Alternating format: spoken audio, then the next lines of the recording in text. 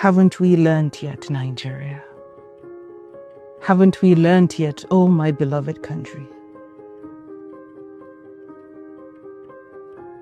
Haven't we seen enough graves dug by hands shaken in fury, in fear?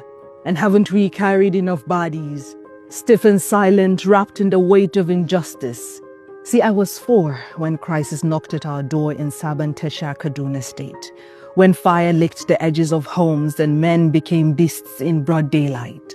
We hid behind Baba Ifeanyi's wall, my grandmother reciting the Lord's Prayer, foreign words falling from her lips like borrowed salvation. That was what saved us that day, a name that did not belong to the hunted. And yet, decades later, the scent of burning still lingers in the air. Haven't we learned, Nigeria, that mobs are blind wolves, that justice when left to the streets wears the face of madness? Have we not read the stories carved into history's walls? Biafra's bones still cry beneath the earth, and Jos still trembles from old wounds, and Kaduna, Kaduna, still holds the echoes of children hiding beneath staircases, learning fear before they learn their own names. But here we are again. Uromi, Edo State, on March 28, 2025, scrolling through a blood-soaked timeline where the dead are debated in the comment section.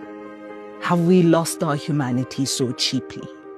That we auction our conscience for likes and retweets, that we write good riddance beneath a corpse, as if breath is a privilege only some deserve. Have we not learnt yet, Nigeria, that silence is a co-conspirator? That when the leaders turn away, history sharpens its knife? That when justice is delayed, the earth grows fat with unmarked graves?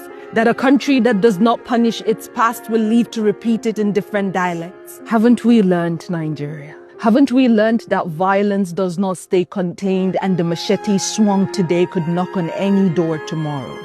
That today's victim is yesterday's neighbor, and tomorrow it could be you, me, or the child who still believes that home is a safe place, that this is still our Nigeria. Haven't we learned, Nigeria, that fire once fed does not choose its victims, that mobs once emboldened do not recognize friends, that the same hands that cheered could someday point at you, and the same street that sings your praise could someday spell your name in ashes? Haven't we learned? Haven't we learned that war does not ask for permission, that it starts with a spark, a rumor, an indifference, a post, a careless word, and before we know it, the rivers run red again? Haven't we learned that humanity should be our only tribe, that the land we fight over will forget our names, and all we will leave behind is a story of how we refused to learn? See, I am from the north, but my blood carries many names. 30% of my maternal family are Christians, and we are from southern Borno, where faith and family interlace, where Muslims and Christians break bread in peace. See, my grandmother, she married across tribes, across tongues, 4 times, each husband a different shade of this nation.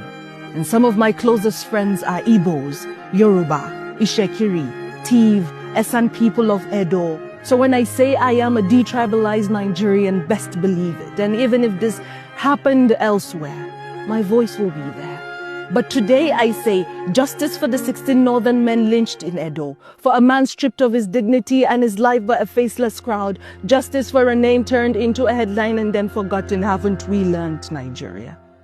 Will this too be a headline for a day and then forgotten?